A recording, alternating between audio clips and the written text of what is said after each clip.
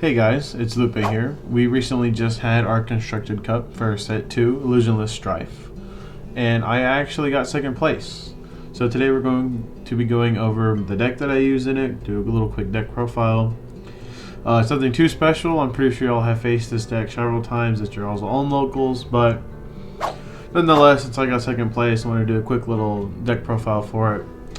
And I actually ran, the sleeves are deceiving you, we ran Blangdmire, which for a constructed cup format is probably one of the best decks you can take. However, if you do take it, expect to face a lot of mirror matches. It was a smaller constructed cup since we had ours on a Saturday. However, if it had been on our regular Thursday night locals, it would have been a lot more rounds, and half of it would have probably still been Blangdmire, because there was actually half of the decks were Blangdmire at our little cup. But yeah, we just run the standard ride line, nothing too special with Blangdmire's ride line, just trying to thin as many cards from deck as possible, with our grade 1 being written by grade 2 and our grade 2 being written by Blangdmire himself. So nothing too special. And then we'll move on to the main deck. So rerun 4 copies of Persona Ride, 3 being the actual unit Blangdmire himself and 1 being the cup. Blangdmire needs to Persona Ride basically every single turn, especially when you're going to use Divine Skill, because without it, Blangdmire's numbers are very weak. The only column in this deck that's ever really scary is Blangdmire himself. Even with Zamug, who we'll get into later, picking up a crit, his number is too small, so having the extra 10k from Persona is an absolute must. So we run 4 copies, 3 being regular Blangdmire, 1 being the cup. Then we run 4 copies of the Colossus, just so that if we hit them on the write up when we're going on our grade 2 skill, we can put them in the soul draw card, or even if I have to do it mandatorily, put them in the soul draw card.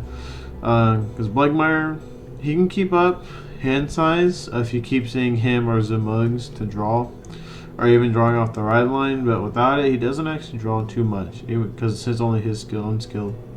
So kind of need this, and you can actually high roll and activate Divine Skill right away. Somehow you end up seeing on your first turn 3 all 4 Colossus. That is the only way that you can do it. If you somehow see all 4 get put into there by rather it be the ride line skills, the Moog skill, like, you know, you can high roll into it, which it is possible, but you have to see all 4 copies go into soul. Then to round off our grade 3s, we run 3 copies of the Cage Order. It just helps get soul charge and get key pieces out like Zamug or Alchemist. Nothing too special about it. We just run 3 copies of it. I've seen some lists run either 4 or 2 or 3 themselves, but for me, 3 works really well. Hits that sweet spot. Then, as mentioned, we do play Zamug. We run 4 copies of him. This card is our main attacker, being able to pick up a crit. It's really good when we activate our Divine Skill turn, especially for on Persona Ride. And he's who you mainly want to restand when you use Alchemist skill. And he also just helps thinning the deck by his on play, being able to thin potentially up to 3 cards by putting them in the soul and drawing another card is really good. So we run 4 copies of him.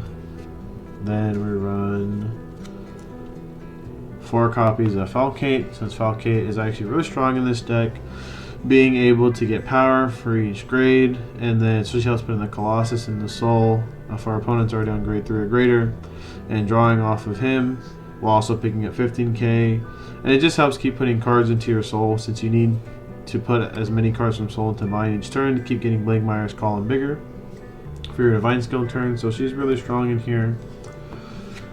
Then our last grade 2, just to round us off, are 4 copies of the Energy Cycler. Without Zamug, nothing in here really uses energy, so you're free to use these or Zamug.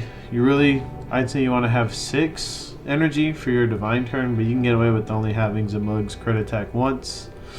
It's not the optimal. Like I said, you want 6 to be able to use it twice, but she's really nice. Plus, the deck doesn't use CB that much besides with Zamug and Alchemist, so sometimes you do have some spare CB that you can use instead of the energy for a drawing skill, which is pretty nice. And then we'll move on to grade 1s. As mentioned earlier, we do run 4 copies of Alchemist. Alchemist is absolutely goated in this deck. Essential for being a 15k booster and for restanding a column, because again, Blangdmire's attacks besides himself isn't that scary, so any form multi-attack in this deck is really welcome. So we're 4 copies of Alchemist. Then this card, the amount you run is really up to player preference, but I like to run 3 of the Steam Artist because mostly his first skill I've learned is actually really good to just help thin the deck, but I also really like his second skill. You know, right now most decks are going to be able to hit their persona right and use it again and get their skills back after divine skill turn, so if we can punish them slightly, but it's really in here for like stride decks, because my locals is filled with a bunch of stride decks. There's still so many Shiranobi and Luards there, and now with Festival being out, there's going to be Messiah back, so, and Chrono, so I'd really like to make them pay, since especially against Luard, some of them don't even run more than 1 extra copy of Luard, so being able to punish them is just really nice. So I like running that. And then we run 4 PGs, one being the original Elementaria, since it still works really well in this deck, and then 3 effect PGs. Move on to triggers. We'll start with the over trigger. So I run the red OT mostly for if I see it early game. If I don't want to commit a board, I can instead draw 2 cards. Or it's really good for really just like first grade. It's basically good throughout the whole game because you can just draw 2 cards. You can have an extra attack with the 100 mil. Put it on Zamug. And it's basically the same as the blue OT in my opinion at that point. But you could argue to run the blue OT. It's funnily enough, at the cup, there was only 4 Blangdmires. There was like 8 players, so half of it was Blangdmires. And each of us ran a different OT. You could make an argument for any Cray Elemental OT, but I personally like the red OT. Like I said, you check it at any point in the game, you're always going to get some type of value. It doesn't have a crit, but it basically might as well, since the unit that you get the restand ability to, both attacks are going to go through.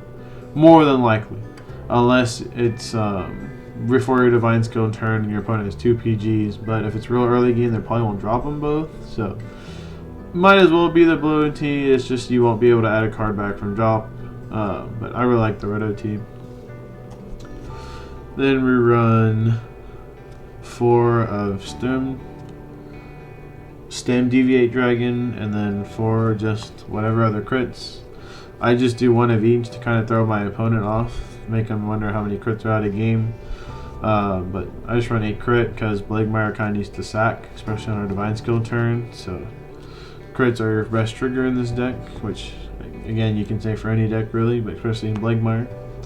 Then 3 front, just mostly for the big shield. And again, the deck doesn't have too great of numbers besides Blangdmire's column, or giving 15k off Alchemist's restand skill. So I personally like these for the extra 10k of the front being 20k shields, but I guess you could argue them being draws if you feel like you're not getting enough cards to the hand, but I prefer fronts. And then I do 4 heals. They're just vanilla heals. Again, these are just 4 that I grabbed. You could make an argument to do like 1 or 2, maybe 2 effect heals, them being whatever fits your local tournament best. But I haven't had a problem so far running 4 vanillas, but an argument for any of the counter heals could be made based off of your own locals. And then since it was a smaller cup, we'll just go over the rounds that I had.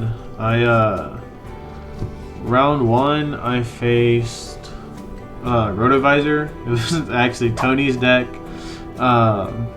You know, him playing Rotovisor against Blangdmire is just not a good matchup for him. And then he ended up damage denying himself on his ride up to grade 3. And then I just had so much hand advantage, basically wasn't letting any of his on hits go through. So we got that one a bit unlucky for Tony. Then round 2 I faced Frank, since I think probably 60% of the people there were on the team. So I faced Frank. He was also running Blangdmire. He made me go second, and I opened up an insane hand. It actually was all 3 copies of the Steam Performer, 1 copy of Alchemist, and 1 copy of the Maid. So on turn 1, I just dropped all 4 grade 1s. We rushed him. And so my column was my Vanguard, Alchemist, Performer, Performer, Performer. And I swung with the 8K column. He took it. I swung with my 16K Vanguard column. He no guarded. And I flipped OT. So I put the 100 mil in the restand here. And he didn't have a PG, or if he did, he didn't want to drop him yet, understandably. So he took 4 damage right away. And then from there on, we just had so much advantage. So we got that game. And then round 3, we faced another Blangdmire, which was a good friend of ours. His name is Joaquin.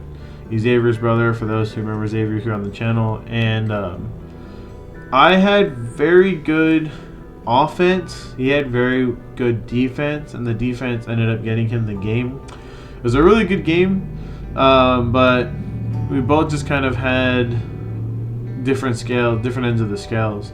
I had 2 kill turns essentially, but both of my kill turns he ended up healing out or hitting OT, and throughout the game I had hard drawn 3 heals, and my over my over didn't come out, so 4 ways of healing were gone, and I only had 1 heal trigger left when he finally activated his divine skill turn. So we didn't get it. He ended up winning it all, but it was still a good game, and overall the cup was a lot of fun. It was only 3 rounds. Like I said, it was a smaller cup, only 8 people there.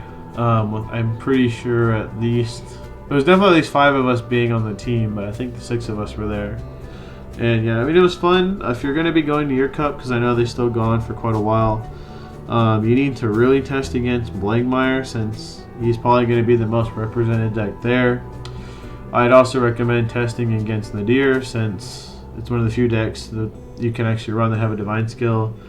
And then I would actually really recommend testing against the manga Dragon Empire deck, because that deck in cup format in particular is actually kind of cracked, because it can rush pretty hard, and like Blangdmire cannot really keep up with rush. I'd argue Nadir can't also, but I haven't played too much of Nadir. I play tested against it, but with Blangdmire for the cup, so I can't really attest to how it handles rush, since Blangdmire himself doesn't really rush. It can if you open up a cracked hand like I did against Frank, but those are the top 3 decks I'd really recommend play testing against if you still have a cup gonna happen. But yeah, guys, like I said, it's pretty basic deck profile, since nothing too special. Festival was legal. I didn't have any festival cards in there, but anyways, guys, this was my deck profile. Hope y'all enjoyed it. Remember, keep playtesting against Blangdmire, and I will see y'all in the next one.